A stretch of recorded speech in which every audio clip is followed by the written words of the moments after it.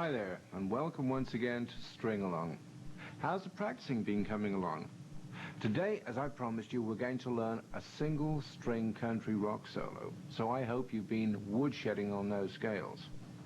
Let's check our tuning first. Here's the first, second, third, fourth, fifth, and the sixth. E, B, G, D, A, and low E. Okay, so let's look at our G scales first.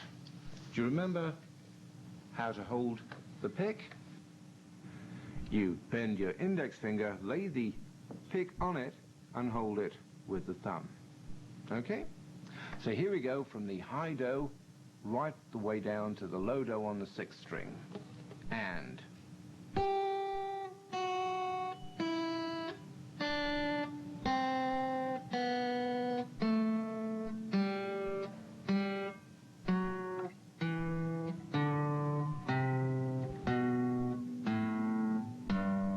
okay, let's go back the other way.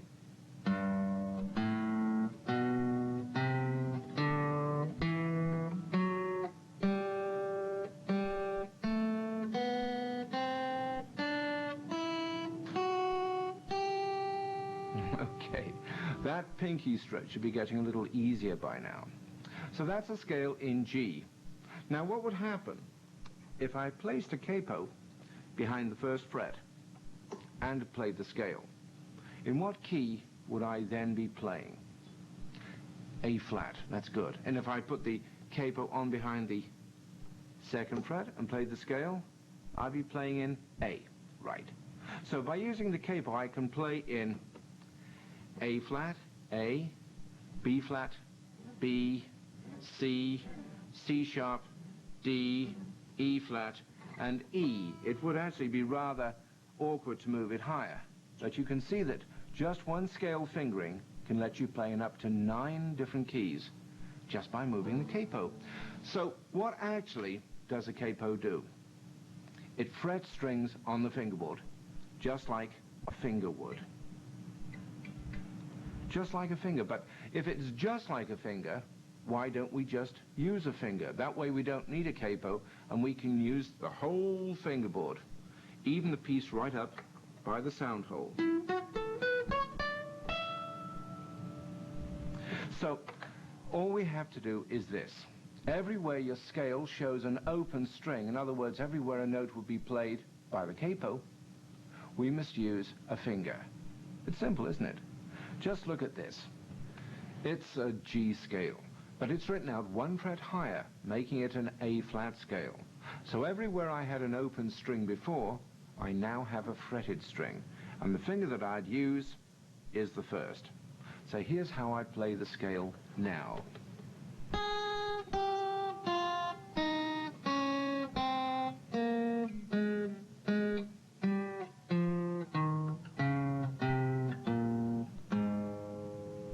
As you can see, I'm using my pinky a lot more. I try to keep my first finger on the fret where the capo would normally be, and my second finger the next fret up, my third finger the next fret up, and the pinky yet another fret higher. Now some players use just the first 3 fingers.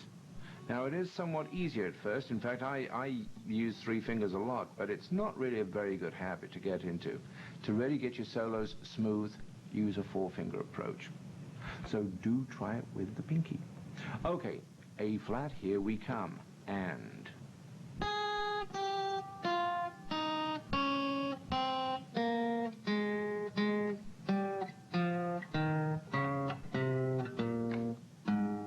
And up.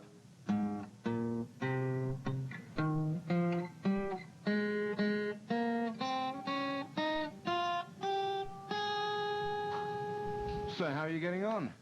This fingering is a really good workout for your pinky.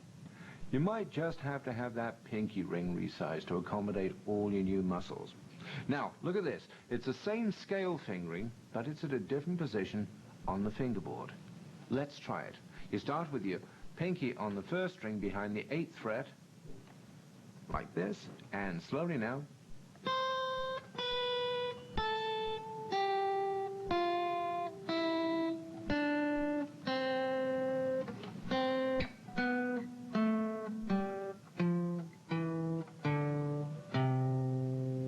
Good. What key was that, by the way? Well, your do is always a key note, so G, A flat, A, B flat, B, C. That was a scale of C major. Now, we already know a scale of C major. And in fact, we borrowed 3 notes from the scale we just played to complete a scale last time. So now you have 2 ways in which you can play a scale or a melody in the key of C. Using a G scale fingering like so, or as I showed you last time, using a C scale fingering.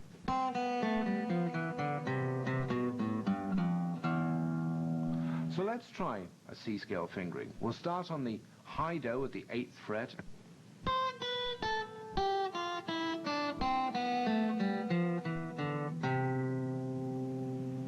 Let's come up.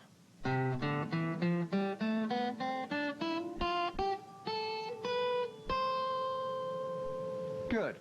You can even combine the scales.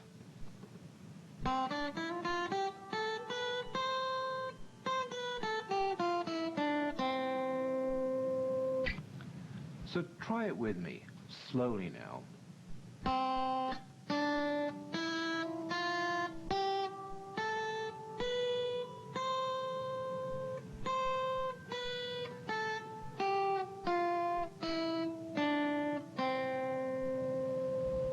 Okay, now rest your fingers. In the same way that we can play our G scale anywhere on the fingerboard to give us a wide range of keys, we can also move the C scale. Now, if we played it as if we had a capo on at the 1st fret, the scale would actually be a C sharp scale, wouldn't it?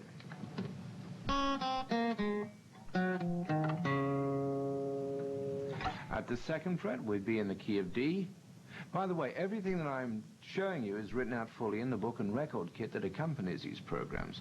So don't think that you have to grasp all of this right now.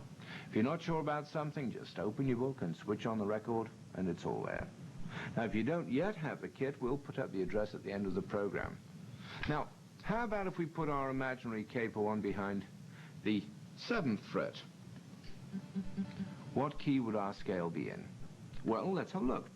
C, C sharp, D, E flat, E, F, F sharp, and G would have a G scale, like this. Let's just check that. Right, okay, so let's try it together. First of all, our normal G scale fingering, and then our C scale fingering up the neck.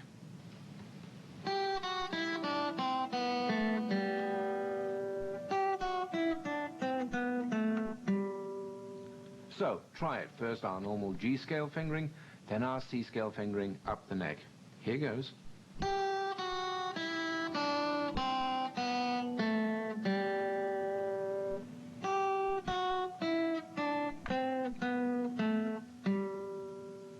And again, here we go.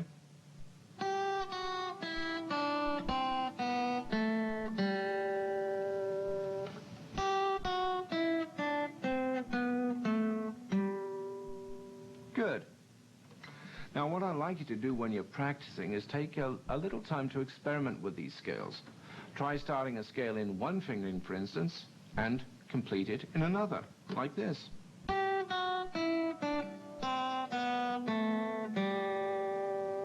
Have fun with them. They're not boring. They're the building bricks of melody playing, and every good guitar player that I know of spends a part of each rehearsal session running these 2 scale fingerings all over the board. They call it noodling. Just think of a simple tune and see in how many places you can play it. Don't make it work. Make it fun. Okay, how about a tune? Here's one in a country rock style that came to me some time back when I was just sitting around noodling on a new guitar that a buddy of mine back in England had just sent me. In fact, this guitar. It was made by Tony Zamates. Tony's a great guy. When he's not making guitars like this for players like Keith Richards and George Harrison, he builds full-size airplanes in his back garden. Anyway, he just sent me this beauty, and I plugged it in, and this tune came out. I call it Take Your Pick. 1, 2, 3.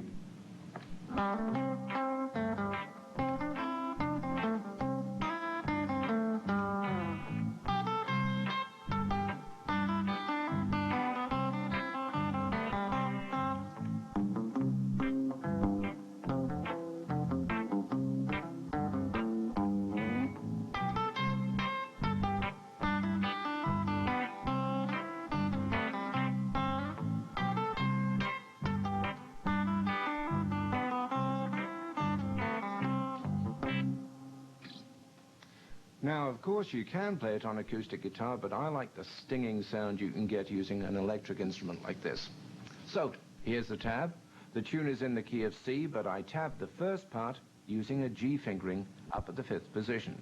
And I've also marked some suggested pick directions for you, but they're just a guide. Feel free to vary them if you like. The one bad habit to avoid is playing everything with just down picks. So, let's try the intro bar. First off, what's the rhythm? 1, 2, 3, 4, and. With the first 3 counts silent. 1, 2, 3, 4, and. So, try it with me. 4th string at the 5th, use your 1st finger. Then at the 7th, use your 3rd. Whoops, here we go.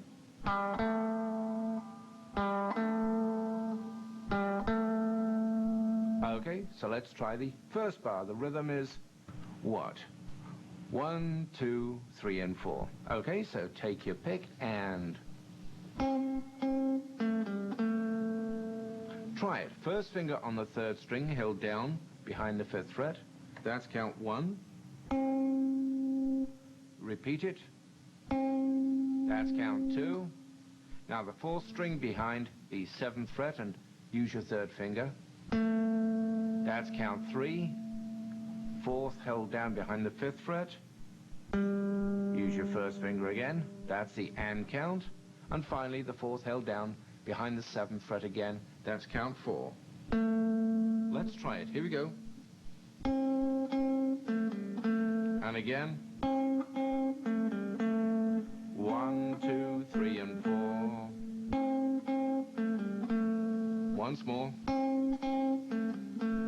If you like, you can slide up from 1 fret below.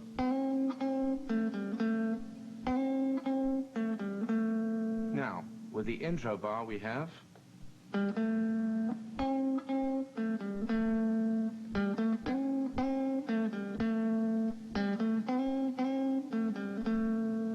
okay, so let's move on to bar 2.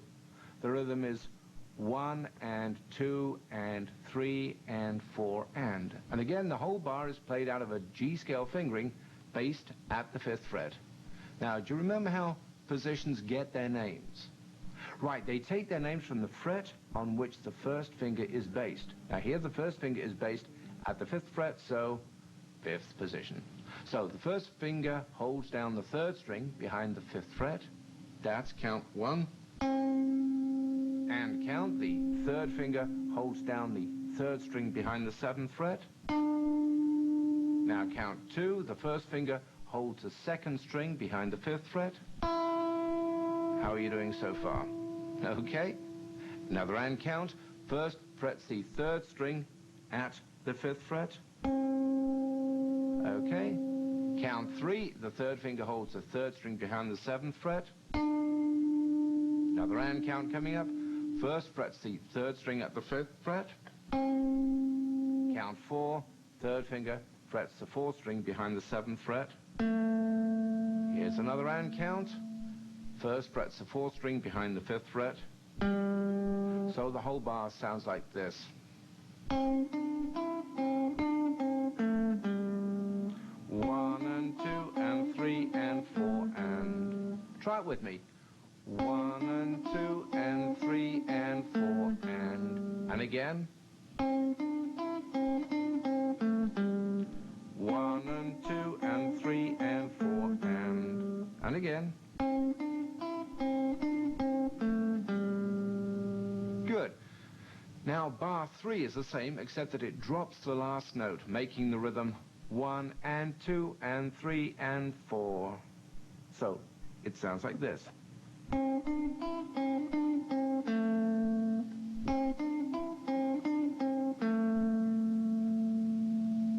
So let's play the tune so far.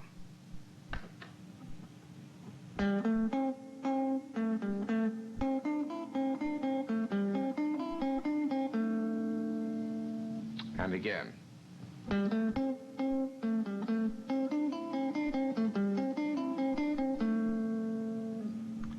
Now, bar 4 is very straightforward. The rhythm is 1, 2, 3, 4 and. 2, 3, 4 and. Okay? Now count 1, the first finger holds down the 4th string behind the 5th fret. Counts 2 and 3 are silent, and count 4 is played by moving to 8th position. So your first finger holds down the 2nd string behind the 8th fret. And the and count, your 3rd finger holds the 2nd string down behind the 10th fret. So the whole bar is 1, 2, 3, 4 and. Okay, let's move on.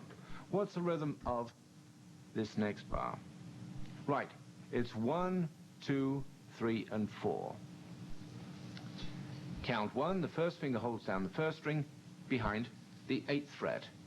You know, I'd probably lay my finger across both strings, the 1st and the 2nd. It would also make both this bar and the one we just played really easy to finger. So, count 2, the same note again. So, count 3, still with your first finger holding the 1st and 2nd strings at the 8th, pick your 2nd string. And count, 3rd finger holds the 2nd string behind the 10th fret. Count 4, still with your first finger covering the 1st and 2nd at the 8th, pick your 2nd string. Whole bar sounds like this. And again. Now we get to a fun bar. It's the second bar in this group, bar 6 of our tune. The rhythm is 1 and 2 and 3 and 4. And if you look at the bar before you play it, as I always tell you to do, you'll see that as in the previous bar, it would make playing everything easier if we could span both the 1st and 2nd strings with our 1st finger, what we call barring. In this case, we'll bar the 1st and the 2nd at the 3rd fret. Now, because our 1st finger is based at the 3rd fret, right, there's playing sequences in 3rd position. Good. Count 1 with the 1st finger bar covering the 1st and 2nd strings at the 3rd fret, pick the 2nd string. And count, while the previous note is still sounding, hammer down on the 2nd string at the 5th fret to produce a new note. And I'd use the 3rd finger. Here are count 1 and the and count. 1 and. 1 and. Now, count 2, still holding the 1st finger bar, play the 1st string.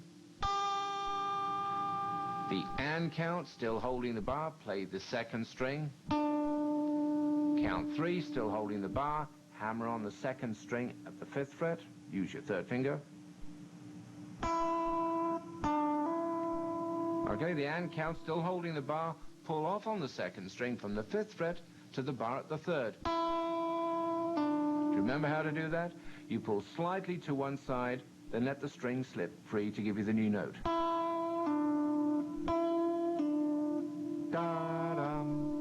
Count 4, 3rd string is held down behind the 4th fret. And I'd use the 2nd finger. So the whole bar is. Try it with me.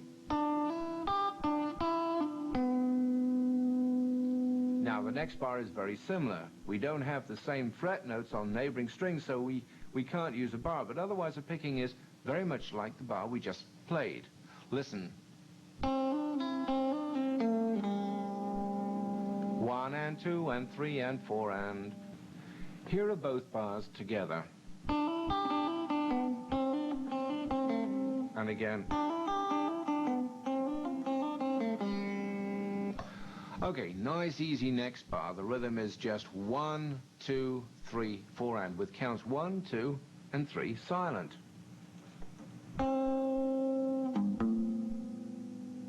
And again, listen. 1, 2, 3, 4 and... So, let's move on. The first bar of the new sequence is again very easy. It's just 1, 2, 3, 4.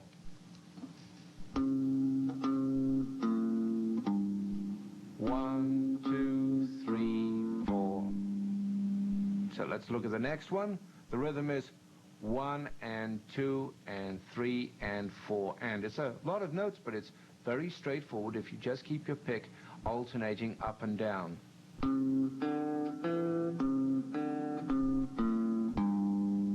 Try it.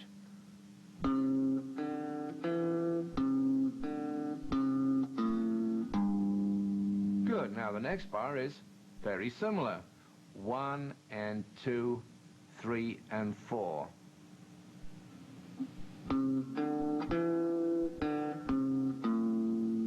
Try it. 1 and 2, 3 and 4.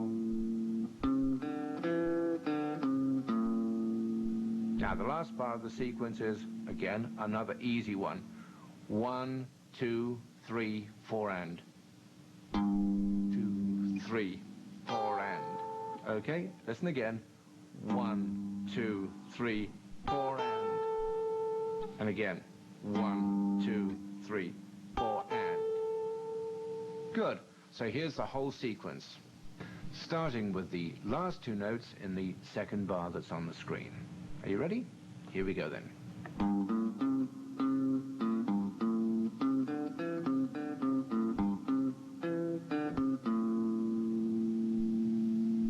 And again, here we go. If you like, by the way, you can rest the edge of your palm over the bridge and get a good muffled sound. So let's try it. Here we go.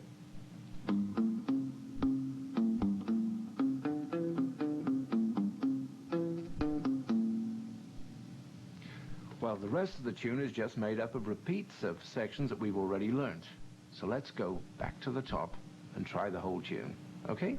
Now remember, the intro bar is 1, 2, 3, 4 and, with the first 3 counts silent. So here goes.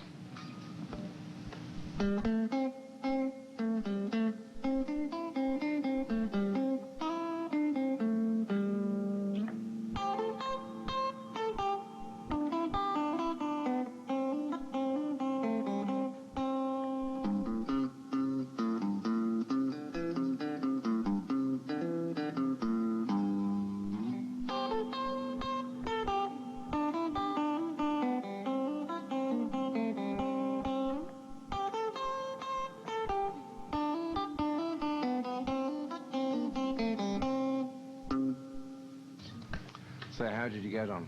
It's not so difficult, is it? What you should try to do now is to relax into the tune. You don't have to play it exactly the way that I play it. For instance, slide into a note instead of starting out. Come. And when you get to the end of a section like, don't just end on that note, but slide it down or slide it up. Like that. So have fun with the tune. Let's try it just once more. Are you ready? Here we go.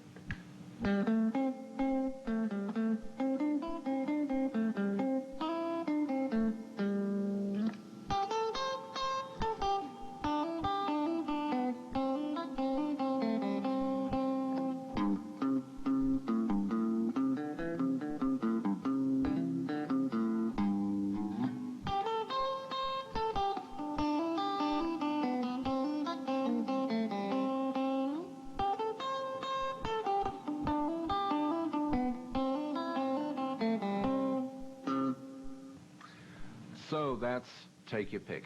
I hope you liked it. Now remember, you don't have to play it on electric. It'll sound fine on acoustic or even on classical guitar.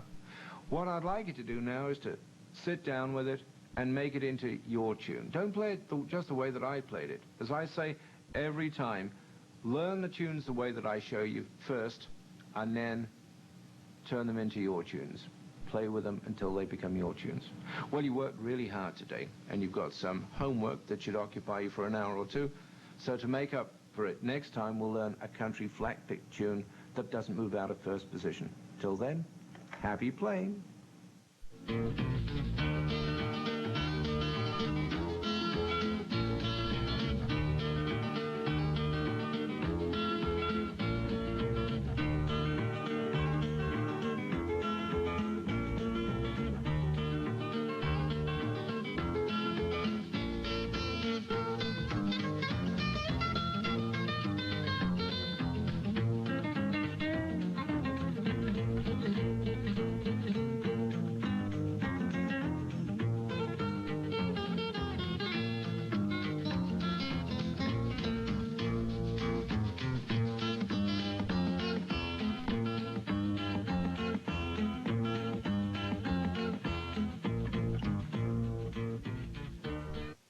To get the string-along book and record kit, send a check or money order for $9.95 plus $2 postage and handling to String Along, Center Valley, Pennsylvania 18034. That's String Along, Center Valley, Pennsylvania 18034. Sorry, no CODs.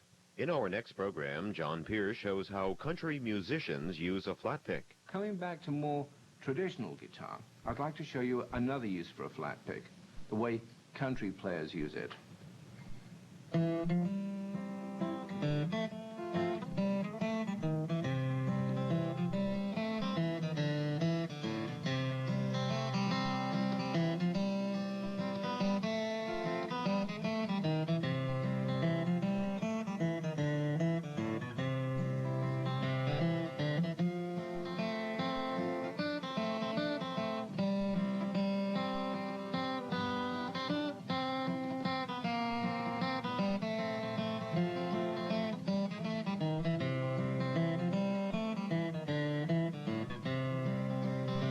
I'm going away to leave you, love. I'm going away for a while, but I'll return to you, my love, though I go 10,000 miles. Storms are on the ocean, the heavens may cease to be, this world may lose its motion, love, should I propose to thee.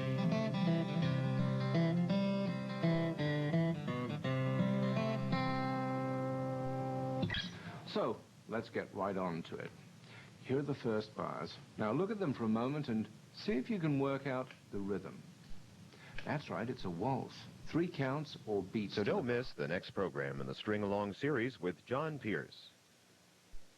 On Christmas Eve, Channel